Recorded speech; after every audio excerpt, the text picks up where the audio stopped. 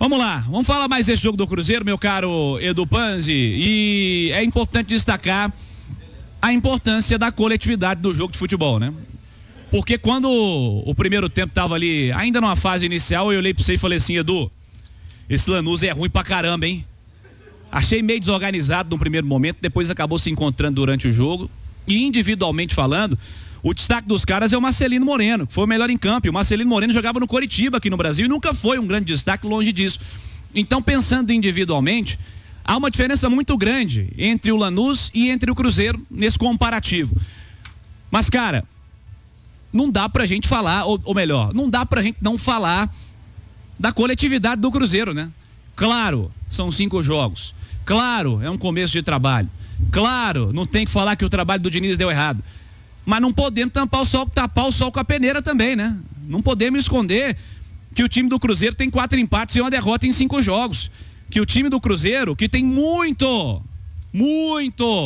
mais qualidade individual que o time do Lanús, só não perdeu porque o João Marcelo fez um segundo tempo espetacular e salvou o Cruzeiro em pelo menos 2 oportunidades. Então, cara, não dá pra naturalizar. Dá pra trazer alguns fatores amenizadores.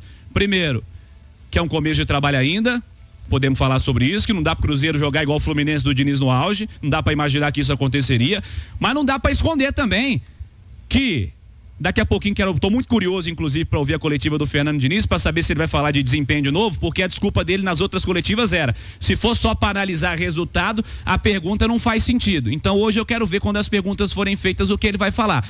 Edu, esse Cruzeiro precisa vencer, cara, esse Cruzeiro precisa dar um jeito de vencer. E o Cruzeiro precisa se entregar mais, eu tô contigo também. Era uma semifinal de Copa com 57 mil torcedores presentes no Mineirão e parecia um jogo de estreia de Campeonato Mineiro, Edu. Eu acho que passou da hora da cobrança e pros caras que calçam chuteira, meião, short e camisa. Não dá para ficar focando e mirando a arma apenas pros treinadores. A gente tá falando de 5 jogos sem vencer? Não. Nos últimos 16 jogos, são apenas 3 vitórias. As 3 com Seabra. Nos últimos 16 jogos, são 8 empates. 4 com Seabra, 4 com Diniz. Nos últimos 16 jogos, são 5 derrotas. 4 do Seabra, 1 do Diniz. Não são os 5 jogos do Diniz. São 16 jogos de desempenho ruim.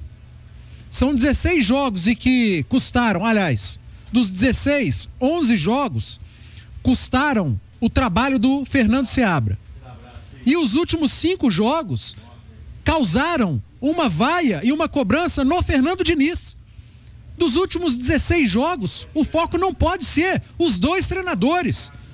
Tá muito claro, tá escancarado que o problema não é o treinador. O problema está em campo. O problema são os atletas, os problemas são os atletas que chegaram, a condução da janela e da pressa e da pressão para que os novos reforços estivessem em campo. Para mim tá aí o problema. Passou longe de ser apenas o Seabra e tá longe de ser apenas o Diniz. Aliás, o Diniz só tem 5 jogos. É muito para você taxar um treinador como ruim. Alguém chamou? Chamei, Panzi. Vamos lá. O Diniz está aqui. Bora. Pra gente fazer a entrevista coletiva com o Cássio e o Fernando Diniz. Vamos lá.